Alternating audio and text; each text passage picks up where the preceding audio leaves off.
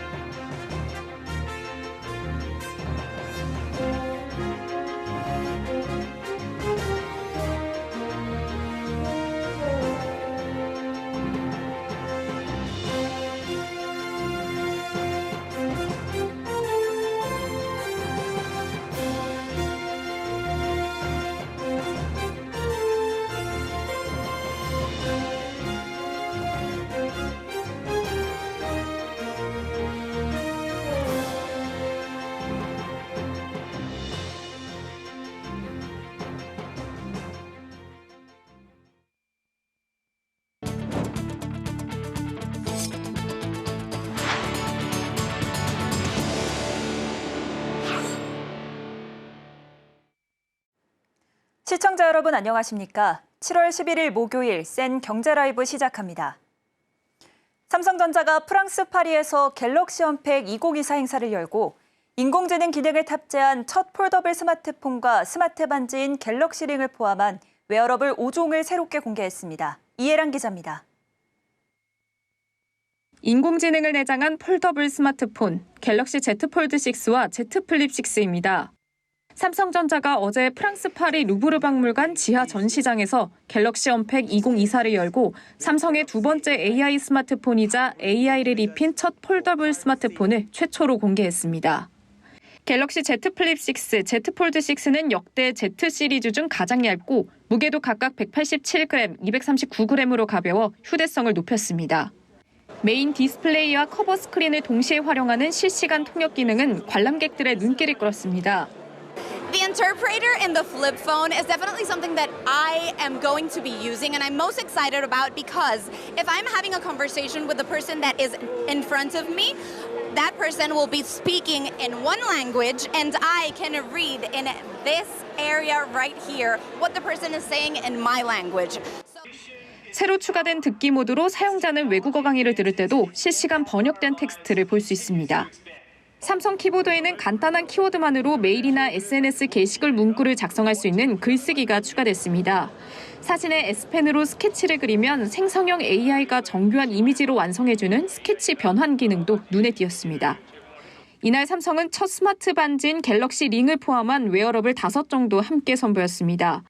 갤럭시 링은 한 번 충전하면 최대 7일 사용할 수 있습니다.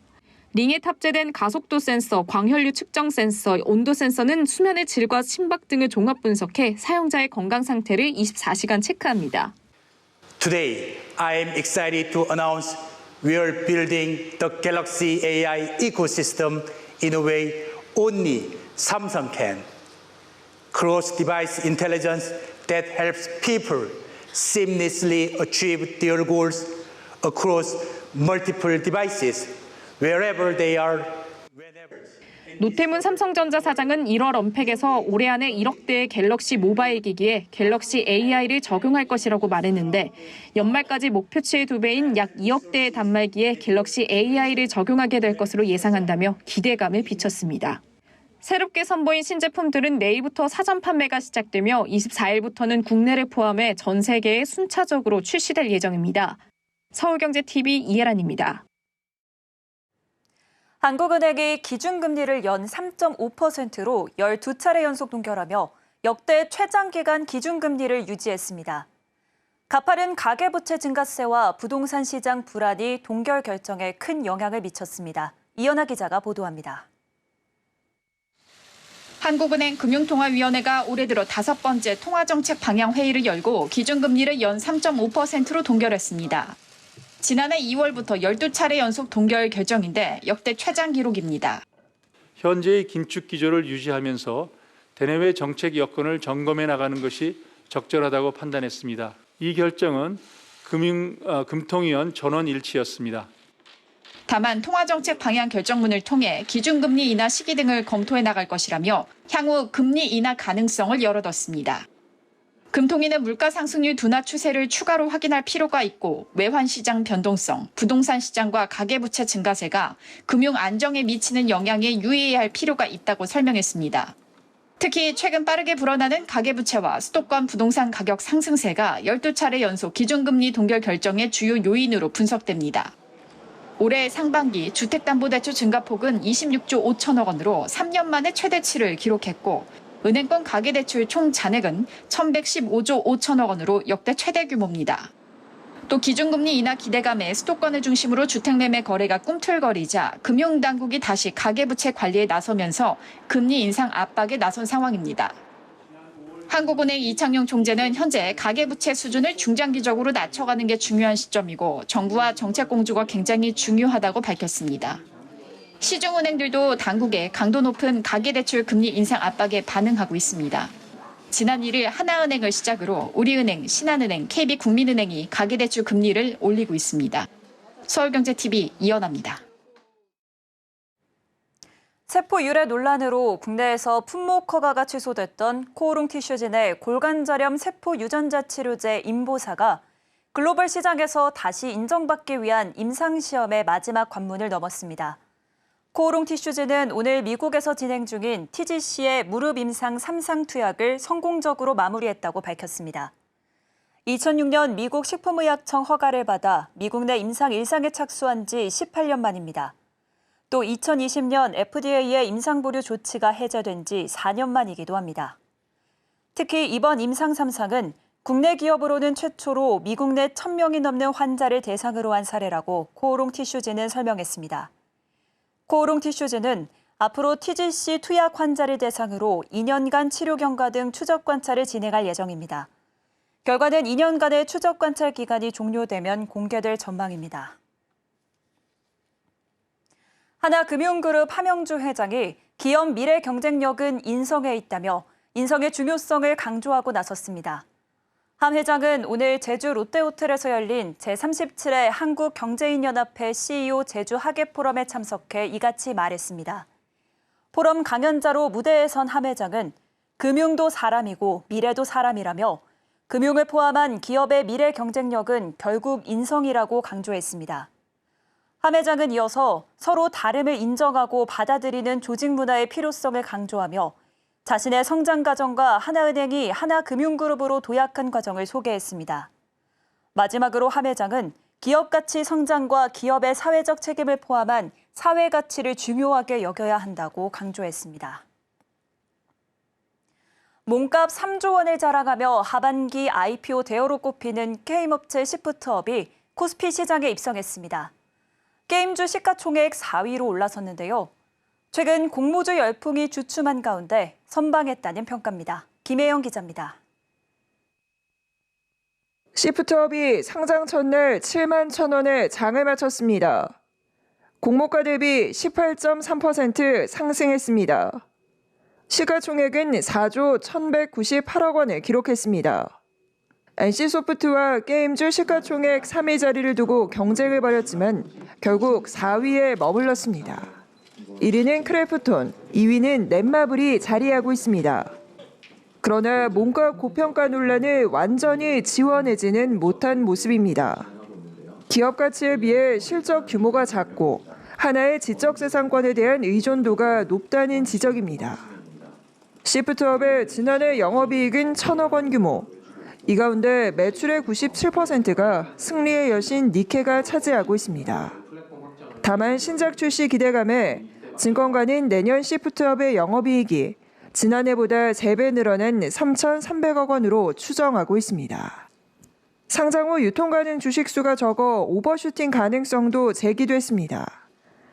삼성증권은 시프트업의 공모 규모가 전체 주식수의 12.5%로 크지 않은 만큼 상장 시 밸류에이션 오버슈팅 가능성이 높다며 차기작 출시 전까지 추가 성장 모멘텀도 약한 만큼 단기 변동성에 유의할 필요가 있다고 평가했습니다. 의무 보유 확약 비율도 30%대로 발목을 잡았습니다. 특히 2대 주주인 중국의 텐센트의 보호 예수 기간이 6개월로 오버행 이슈가 불거졌습니다. 이 가운데 주춤한 IPO 시장 분위기가 감지됩니다. 하반기 IPO 첫 주자로 코스닥에 입성한 이누스페이스는 상장 첫날 공모가 대비 20%가 빠졌고 하스 역시 상장 당일 공모가 대비 7% 오르는 데 그쳤습니다. 이와 함께 올 상반기 신규 상장한 28개 종목 중 18개 종목이 공모가를 하회하고 있습니다. 서울경제TV 김혜영입니다. 물폭탄급의 기록적인 폭우가 쏟아지면서 전국 곳곳에서 피해가 속출했습니다. 이번 폭우로 보험사에 접수된 침수 피해 차량은 1,000대를 넘어섰는데요. 올해 장마는 예년과 달리 국지적으로 강력한 폭우가 쏟아지는 특징을 보여 더욱 극한 장마가 예상되고 있습니다. 이에 손해보험업계도 침수 피해를 줄이기 위해 비상체제에 돌입했습니다. 김도하 기자의 보도입니다. 최근 쏟아진 폭우로 손해보험업계에 비상이 걸렸습니다. 불과 닷새 만에 차량 1,000여 대가 침수 피해를 입은 것으로 나타나 자동차 보험 손해율에 빨간불이 켜졌기 때문입니다. 지난 6일부터 어제 오후 3시까지 자동차 보험을 취급하는 손해보험사 12곳에 접수된 침수 피해 차량은 1,028대입니다. 보험사들이 추정하고 있는 손해액은 약 94억 5천만 원에 달합니다. 특히 지난 9일부터 어제 새벽까지 기습적으로 내린 폭우로 하루 사이 상황이 더욱 악화해 피해 접수는 계속해서 늘고 있는 상황입니다. 손해보험업계는 추가적인 침수 피해를 우려해 비상대응 체제에 들어갔습니다. 손해보험협회는 카카오 모빌리티와 협업해 보험사들이 주요 침수 예상지역 인근 주차장을 침수 차량 적치 장소로 사용할 수 있도록 협의 중이라고 밝혔습니다. 업계와 금융당국은 침수나 2차 사고 위험 차량의 경우 보험사와 관계없이 대피 안내를 제공하는 긴급 대피 알림 시스템을 구축해 운영하고 있습니다. 각 손해보험사들도 집중호우에 대비해 자체 비상대응 체제를 가동 중입니다. 삼성화재는 장마철 차량 침수 피해를 줄이기 위해 침수 예방 비상팀을 운영 중입니다. 집중호우로 긴급 상황이 발생하면 고객의 동의를 받아 관공서와 공조해 침수 위험 차량을 안전한 곳으로 이동시키고 저지대 등 상습 침수 지역들을 수시로 순찰하고 있습니다. 현대해상도 자연재해 비상대책 조직을 운영하고 있습니다. 침수 위험 지역을 순찰하고 침수 위험 차량의 사전 알림 서비스를 제공하고 있습니다. KB손해보험은 집중호우와 태풍 등으로 침수 차량 보상과 고장 출동 서비스가 급증할 것을 대비해 혹서기 비상대응 프로세스를 가동하고 있습니다. 기상청은 남쪽으로 물러난 정체전선이 오는 15일 전후로 북상할 것으로 관측하고 있는 상황. 올해 역대급 폭우의 장마가 시작되면서 보험사들의 자동차 보험 손해율 방어에 험로가 예상됩니다. 서울경제TV 김도하입니다.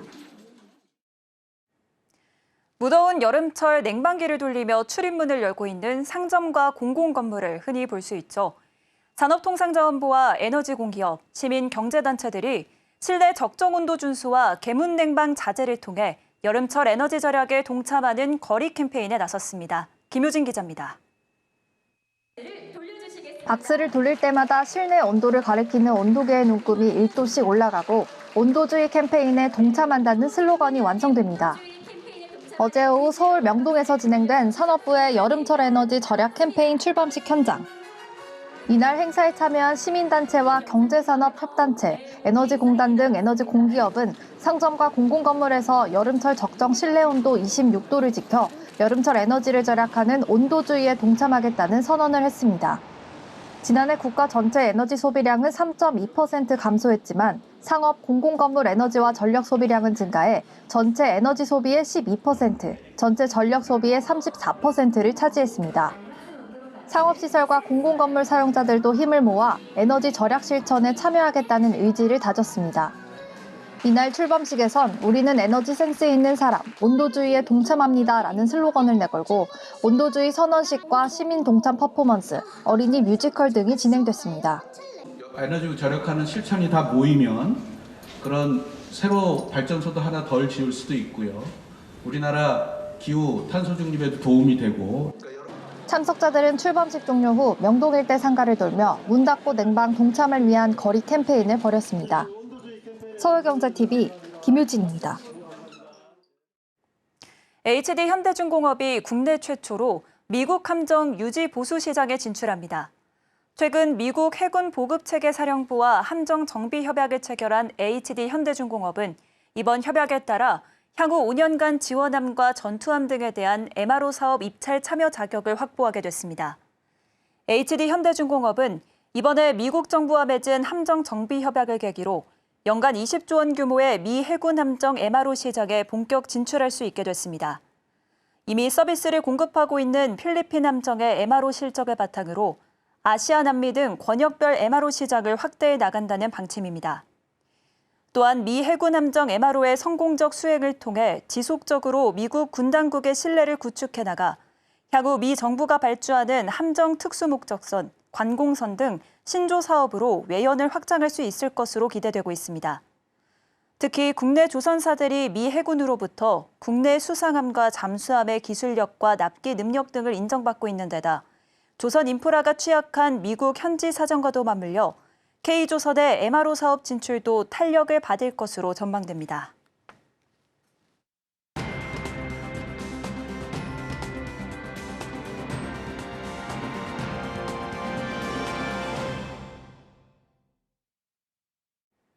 서울경제신문이 오늘 대기업과 중소벤처기업의 상생협력 해법을 모색하기 위해 대한민국 상생 컨퍼런스를 열었습니다. 우리 경제의 지속적인 발전을 위해 중소벤처기업의 해외 시장 진출이 새로운 해법으로 떠오르고 있는데요. 이번 컨퍼런스에서는 글로벌 원팀이 된 대중소기업의 성공적인 동반 성장 경험과 사례를 공유해 눈길을 끌었습니다. 현장에 이지영 기자가 다녀왔습니다. 오늘 서울 중구 신라호텔에서 열린 2024 대한민국 상생 컨퍼런스 현장. 오영주 중소벤처기업부 장관이 왜 함께 성장해야 하는가, 함께 성장하기 위한 방향은 무엇인가를 주제로 기조연설에 나섰습니다. 오 장관은 글로벌 시장으로 진출하는데 중소기업이 차지하는 역할과 기능이 크지만 여전히 대기업 중심의 구조라고 지적하며 대기업과 중소기업이 함께 협력할 수 있도록 힘쓰겠다고 강조했습니다. 우리 경제가 여러 가지 어려움을 극복하고 새로운 도약을 위한 준비를 하고 있는 이 시점에서 글로벌로 도약할 수 있도록 지원하는 것이 지금 우리 중기부의 가장 중요한 업무의 과제이기도 합니다. 오 장관은 우리 수출업체 9만 4천 개 중 3만 개 정도가 10만 부를 수출하는 소상공인들이라며 해외 진출하고자 하는 중소기업 소상공인들에게 해외 진출을 위한 법률적인 지식을 지원하는 등 큰 힘이 되도록 글로벌 원팀 협의체를 공고히 하겠다고 밝혔습니다. 이날 컨퍼런스에서 중소기업과 협력 모델을 제시한 CJ E&M의 상생 사례는 참석자들의 눈길을 끌었습니다.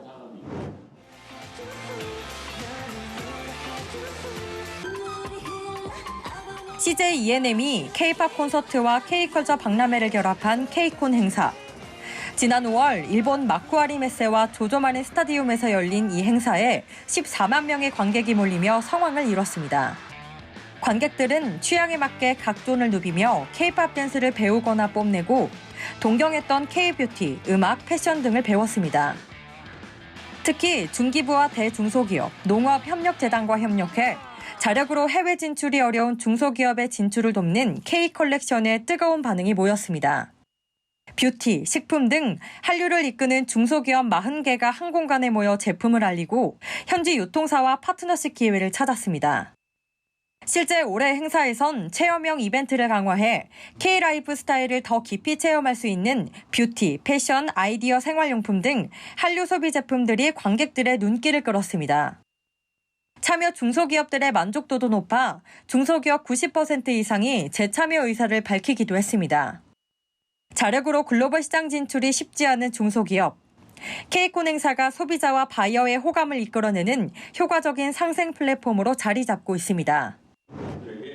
컨퍼런스에서 사례 발표에 나선 김정한 CJ E&M 부사장은 K컬처의 저력을 활용한 K콘은 중소기업들과 함께 성장할 수 있는 윈윈 구조라고 설명했습니다.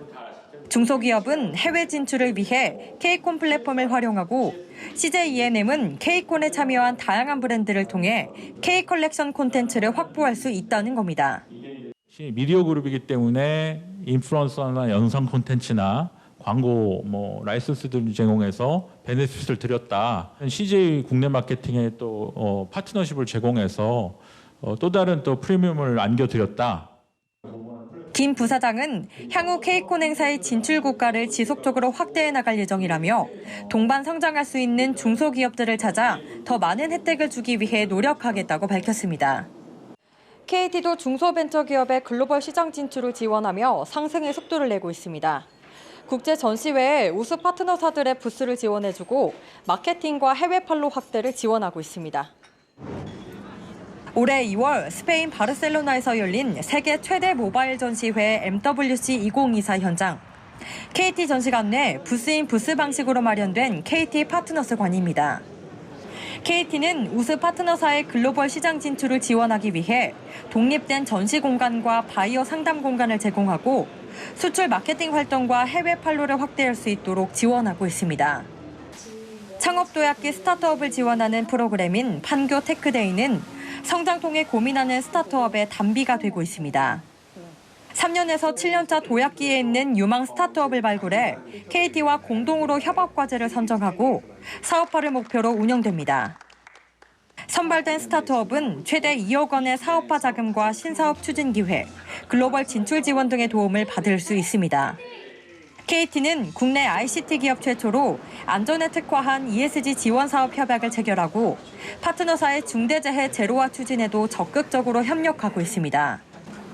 특히 중소벤처기업부와 함께 기금을 조성해 파트너사와 공동 R&D에 나서는 한편 안정적인 경영 지원을 위해 저리 대출을 지원하는 상생협력 펀드를 운영하고 있습니다.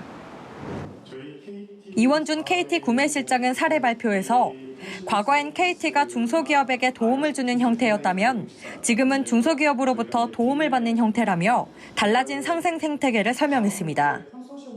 통신 서비스하고 다르게 이제 최근에 클라우드나 IT, AI 쪽 분야 같은 경우에는 KT가 모든 제품 개발을, 기술 개발을 할 수가 없기 때문에 중소기업의 기술력을, 여러 가지 기술력을 모아서 조합해서 AI나 IT 클라우드 서비스를 진행을 하고 있습니다. 그래서 이 말은 결국 무엇이냐면 중소기업의 경쟁력이 KT의 경쟁력이 되는 그러한 형태이기 때문에 이 실장은 현재의 화두는 글로벌 시장에서 중소기업과 함께 지속적으로 경쟁력을 갖추기 위한 방안을 찾는 것이라며 KT도 이 추세에 맞춰서 동반 성장을 위해 노력하겠다고 밝혔습니다.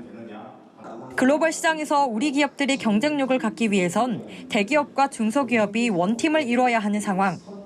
우리 경제의 지속적인 발전을 위해 대기업과 손잡은 중소벤처기업의 해외 시장 진출이 새로운 해법으로 떠오르고 있습니다.